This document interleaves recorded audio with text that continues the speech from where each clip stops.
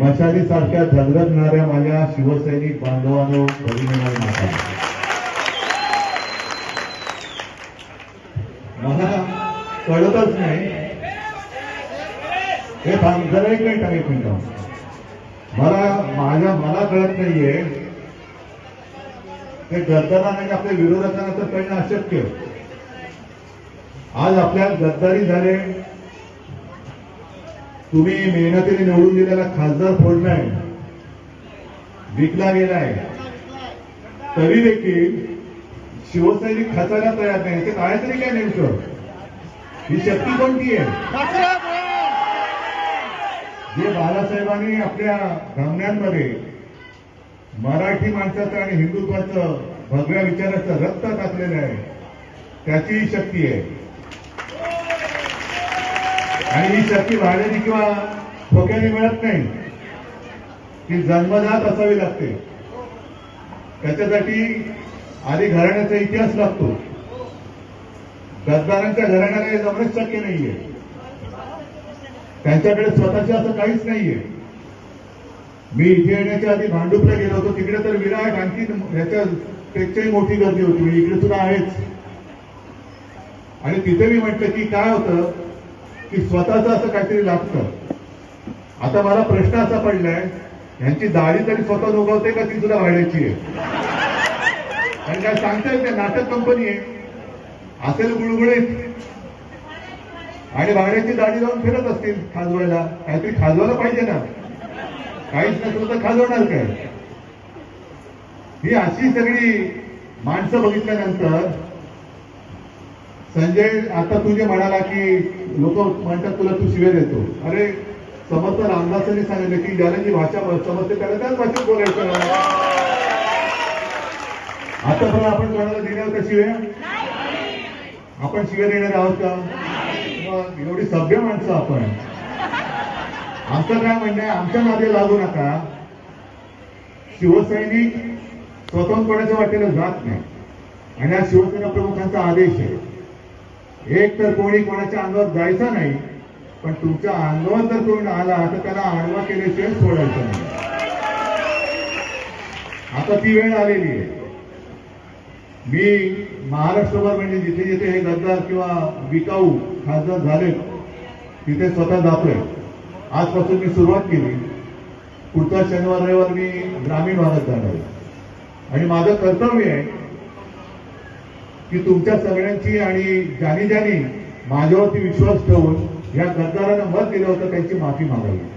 मी तुमची माफी मागतोय, कारण माझ्यामुळे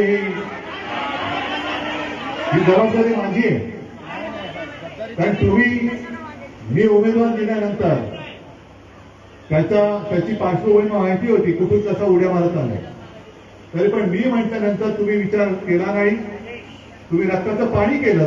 अक्षरशः काय दिवस रात्र न बघता तुम्ही निवडून आणलं.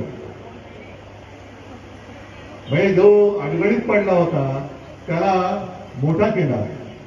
आणि म्हणून माझा हा एक प्रश्न आहेच, सगळीकडे मी विचारणार.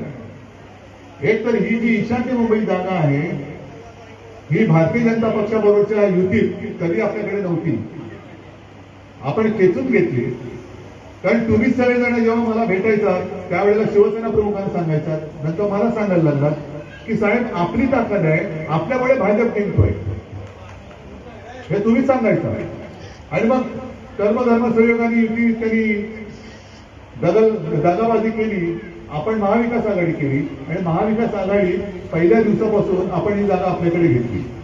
म्हटलं बघू तरी या शिवसैनिक म्हणतायत तुमच्या भावनेचा आधार आता नाही करणार तर कधी करायचा, म्हणून ही जागा आपण घेतली.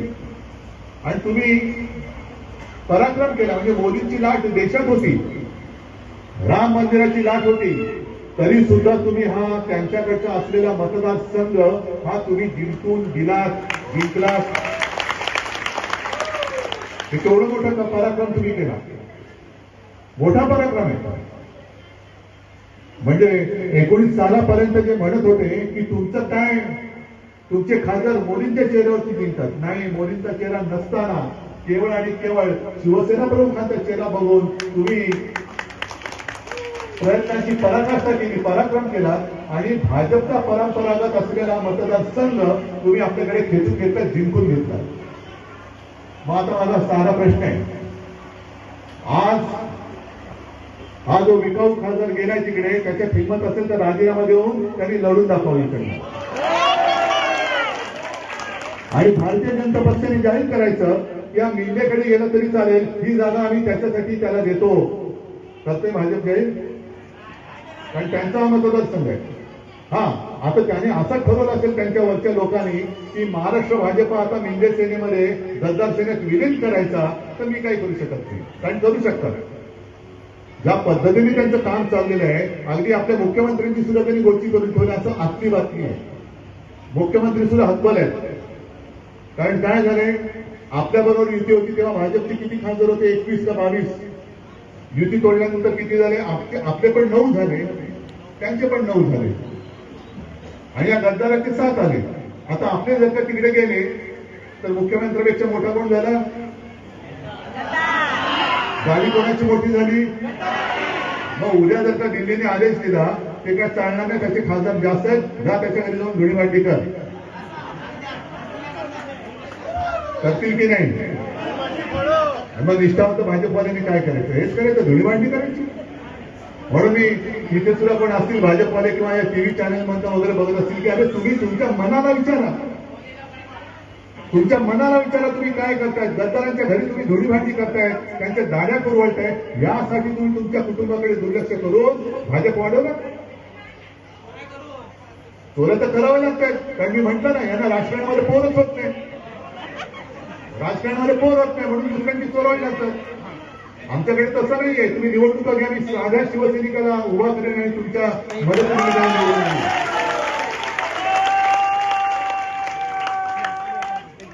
उद्धव ठाकरे फिरत नाही, उद्धव ठाकरे फिरत नाही. महापालिकेच्या वेळेला मला बोलता येत नव्हतं, आवाजच फुटत नव्हता, तरी सुद्धा मी तुमच्या दर्शनाला येत होतो. मला लाज वाटत लागली की अरे मी बोलू शकत नाही, आवाज फुटत नाही, तरी तुम्ही ज्या उत्साहाने माझं स्वागत करायचं यासाठी सुद्धा येऊन गेलो होतो. जिथे जिथे जाऊ शकत होतो मी तिथे गेलो. लोकसभेला तर प्रत्येक लोकसभा मतदारसंघात मी साधारणतः फेब्रुवारीपासून सुरुवात केली होती, त्यावेळेला 24 तारीख.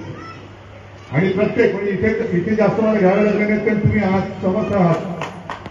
पण ग्रामीण भागात म्हणजे अगदी यवतमाळ, वाशिम असेल, हिंगोली असेल, परभणी असेल, धाराशिव असेल, सगळीकडे शिर्डी असेल, संभाजीनगर, सगळीकडे एका लोकसभेमध्ये साधारणतः 6 विधानसभा येतात पोहोचवली आणि मोदींच्या लाटेत, मोदींच्या विरोधात आपले मशालीवरचे, आपल्या हक्काचे, मोदींच्या चेहऱ्याशिवाय 9 खासदार तुम्ही निवडून आणले होते. 10 आपला 10वी जागा सोडली होती. आणि म्हणून जो एक प्रश्न आहे की समजा ही जागा मी घेतलीच नसती, कुठे गेला असता, जागा घेतली असती आणि तिकीट नसतं दिलं, कुठे गेला असता. आज निवडून नसता, निवडून आला नसता किंवा खासदार झाला नसता तर एवढा हमी भाव मिळाला असता. हा काय धंदा झाला आता, हा धंदा झालाय का आता की उमेदवारी नाही मिळत नाही, इकडे उमेदवारी मिळत नाही, तिकडे जाऊन निवडून यायचं, हमी भाव वाढवायचा आणि इकडनं तिकडे यायचा. धंदा असेल हे धंदेवाले त्यांच्या घरी बसवाय, धंदा चालणारे आपल्याकडे चालत नाही. इकडे निष्ठेला किंमत आहे, विष्ठेला किंमत नाहीये. जे वामनराव महाडिक म्हणायचे नेहमी की बुडते ती निष्ठा असते आणि तरंगते ती विष्ठा असते, तशी तरंगणारी विष्ठा आपल्यात नकोय, गेली गेली. मी तर लढणार आहे.